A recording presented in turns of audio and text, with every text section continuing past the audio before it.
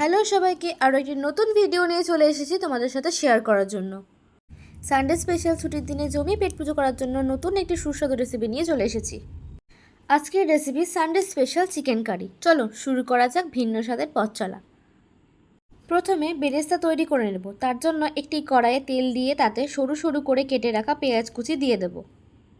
পেঁয়াজের colour brown হয়ে আসলে ভালো করে তেল ঝরিয়ে তুলে নেব। এবার চিকেন ম্যারিনেশন করার জন্য আমি ভালো করে ধুয়ে রাখা চিকেনগুলোতে হলুদ গুঁড়ো, কাশ্মীরি লঙ্কার গুঁড়ো, আদা রসুন বাটা, কাঁচা লঙ্কা বাটা, স্বাদমতো নুন এবং ভেজে রাখা বেরেস্তা আর সর্ষের তেল দিয়ে ভালো করে মাখিয়ে 30 মিনিট রেস্টে রেখে দেবো।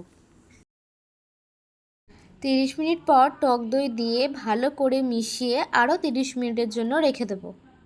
এবার কড়াইয়ে তেল দিয়ে নেব। তেল গরম হয়ে আসলে তাতে গোটা শুকনো লঙ্কা, তেজপাতা, দারচিনি, এলাচ এবং লবঙ্গ দিয়ে নেব।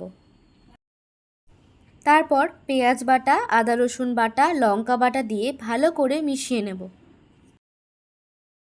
তাতে টুকরো করে রাখা টমেটো, স্বাদমতো নুন, চিকেন মশলা, জিরে গুঁড়ো, ধনে গুঁড়ো দিয়ে ভালো করে মশলাটি কষিয়ে নেব। এবার ভালো করে কষাতে থাকবো। অল্প পরিমাণ চিনি দিয়ে নেব।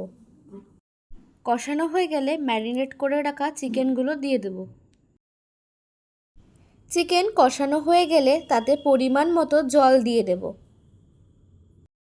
কিছুক্ষণ ঢাকা দিয়ে মিডিয়াম ফ্লেমে রেখে দেব।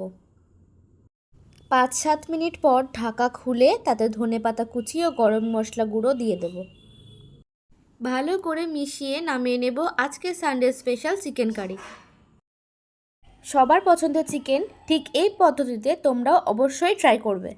আজকের মতন ভিডিওটি এখানেই শেষ করছি। ভিডিওটি ভালো লাগলে লাইক, কমেন্ট আর শেয়ার করে দিও। অবশ্যই সাবস্ক্রাইব করতে ভুলবেন না এবং পাশে থাকা বেল আইকনটিকে প্রেস করে দিও। আজকের মতন টাটা, বাই বাই, সবাই ভালো থেকো।